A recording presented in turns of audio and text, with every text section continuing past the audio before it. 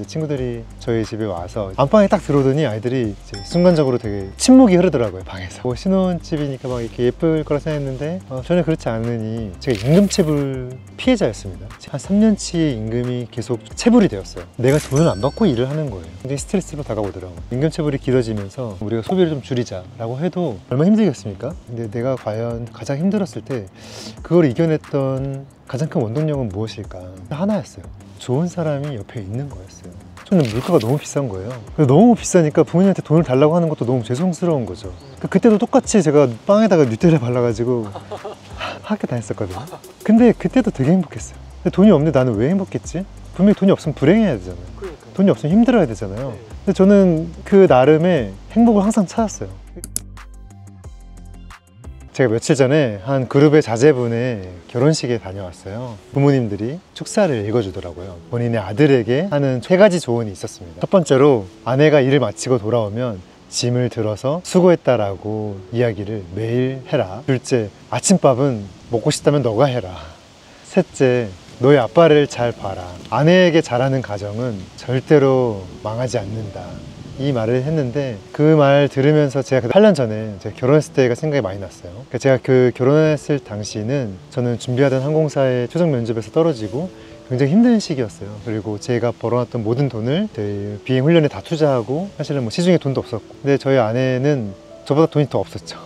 그래서 돈이 없는 둘이 만나서 그냥 가양동의 작은 아파트에서 시작을 한 거예요.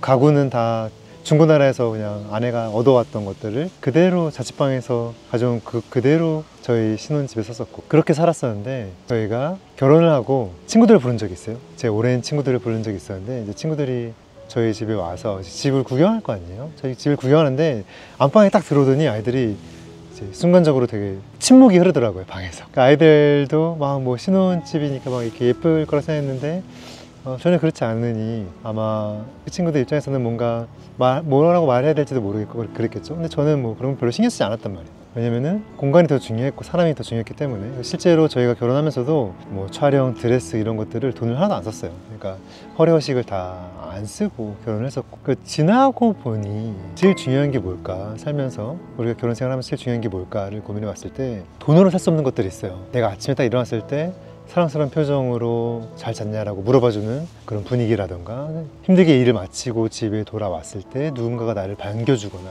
나한테 달려와 주거나 굉장히 기쁜 표정으로 나를 맞이해 준다거나, 그런 것들은 우리가 돈으로 살 수 없거든요. 우리가 그런 것들을 잊고 사는 경우가 너무 많다는 생각을 제가 굉장히 많이 합니다. 왜냐면 제가 요새 유튜브에 많이 보면은 돈 많이 버는 방법, 부동산으로 부를 몇 배 올리는 방법, 주식으로 어떻게, 너무 많은 사람들이 돈 이야기만 하는 거예요.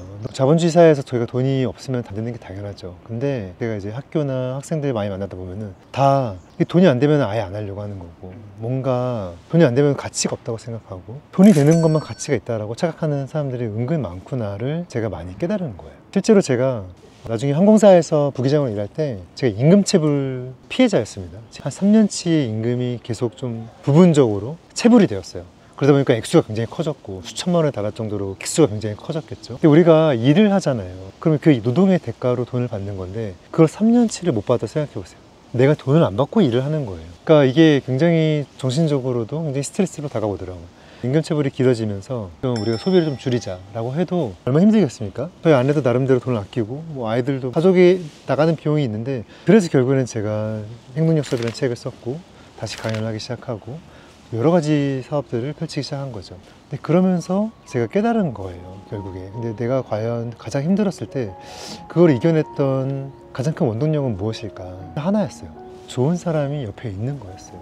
좋은 사람이, 저희 아내가 월급이 안 나오면 어떠냐, 그럼 차라리 때려쳐라, 괜찮다, 너무 뭐 걱정하지 말아라, 이런 말들을 굉장히 많이 해줬어요.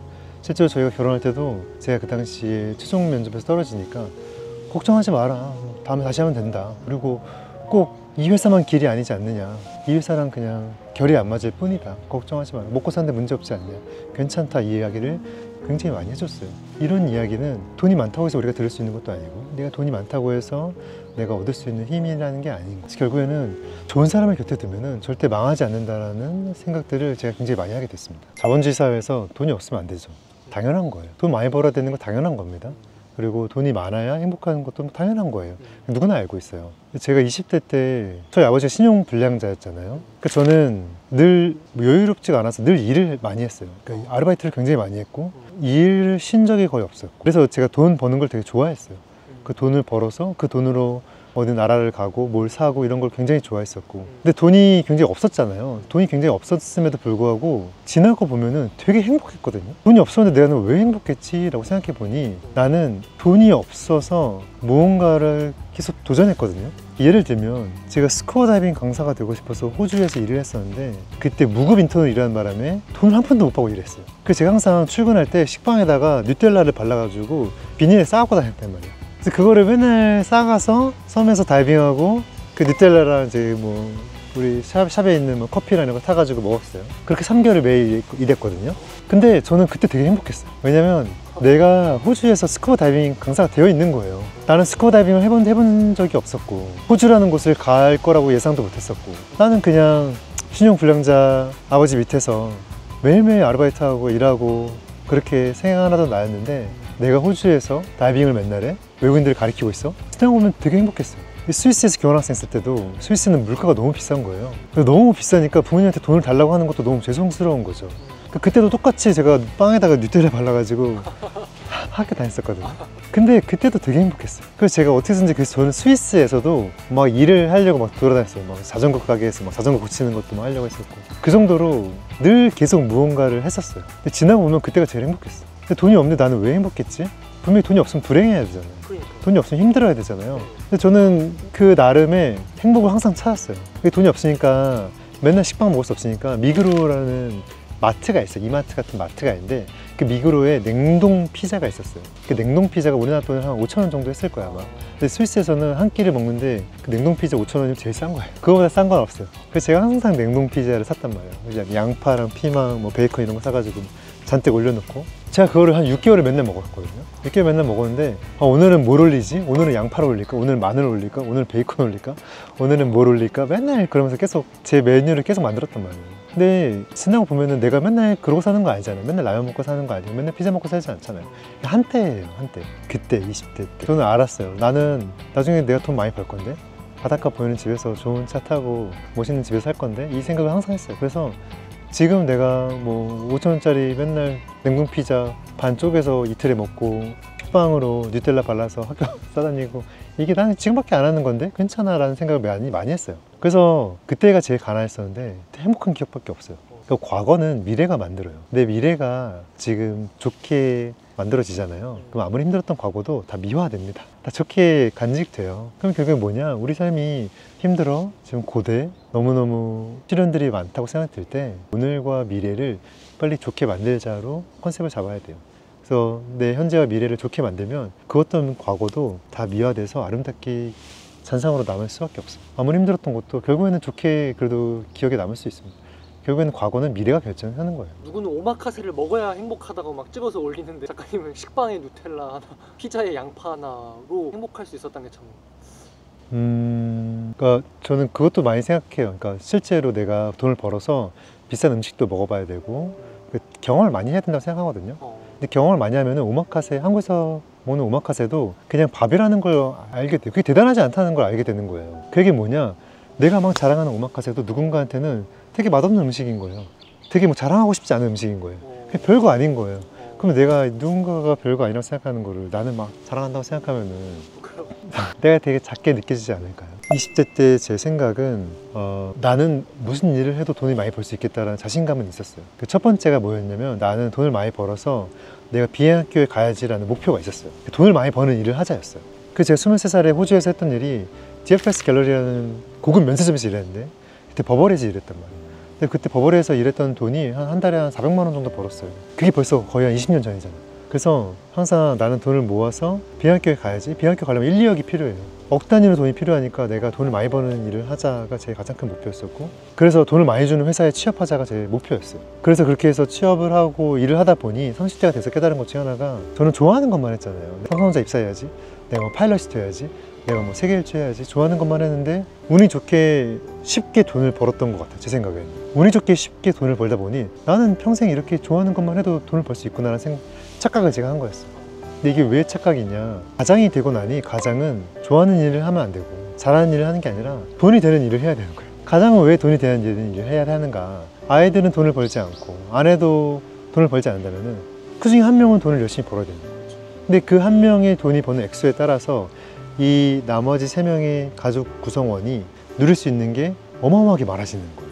그러니까 내가 300만 원 벌 때랑 400만 원 벌 때랑 500만 원 벌 때랑 1000만 원 벌 때랑 2000만 원 벌 때랑 이 나머지 가족 구성원이 경험하고 맞닥뜨리고 누릴 수 있는 것에 차이가 있다는 걸 제가 발견한 거예요. 그럼 나는 내가 가장으로서 이 가족 구성원들이 조금만 더 많이 경험하고 많이 볼 수 있고 더 많은 삶을 누릴 수 있다면 나는 돈이 되는 일을 해야 되는 거예요. 돈이 되는 일을 하려면은 결국에는 나는 무엇을 잘할 수 있을까? 내가 잘할 수 있는 거를 스스로 질문을 많이 해야 된다라고 생각을 많이 합니다. 근데 저는 이것도 어느 정도 그 임계점이 있다고 생각해요. 내가 행복감을 느끼는 그 수치가 사람마다 다르겠지만 누군가는 300만 원, 누군가는 500만 원, 누군가는 1000만 원, 누군가는 5천만 원, 어느 정도 수치가 있다고 생각합니다. 근데 그 수치가 지나가면은 그 다음부터는 다 비슷비슷해진다, 결론적으로. 그러면은 최소한 내가 정한 그 수치를 볼 수 있도록 내가 빨리 환경을 세팅하자. 그게 결국은 앞으로의 10년을 멀리 봤을 때 10년을 내가 이 수치를 완성하기 위해서 여러 가지 시도를 해봐야죠. 여러 가지 시도를 해보고 수익을 한 군데가 아니라 다각화하는 연습을 많이 해봐야 된다는 거예요. 수익이 다각화됐을 때 내가 여기에 문제가 있어? 다시 다른 걸로. 여기에 문제가 있어? 다시 또 다른 걸로. 내가 싫어하지 않는 일을 할 수 있는 옵션이 생기는 거예요. 내가 싫어하는 사람을 안 만날 수 있는 옵션이 생긴 거예요. 이게 행복에 되게 중요한 요소라는 걸 제가 작년에 많이 깨달았어요. 제가 작년에 첫 번째 변화가 싫어하는 사람을 한 번도 안 만났어요. 365일 동안. 싫어하는 사람을 한 번도 안 만나니까 삶의 만족도가 굉장히 올라갔어요. 내가 싫어하는 사람을 안 만나고 이상한 소리를 들을 일이 없고 괜히 누군가와 스트레스 받을 일이 없는 걸 내가 발견한 거예요. 그래서 제 삶의 만족도가 굉장히 올라갔어요. 내가 얼마나 싫어하는 사람과 일을 많이 했구나. 아, 내가 싫어하는 일을 굉장히 많이 했었구나.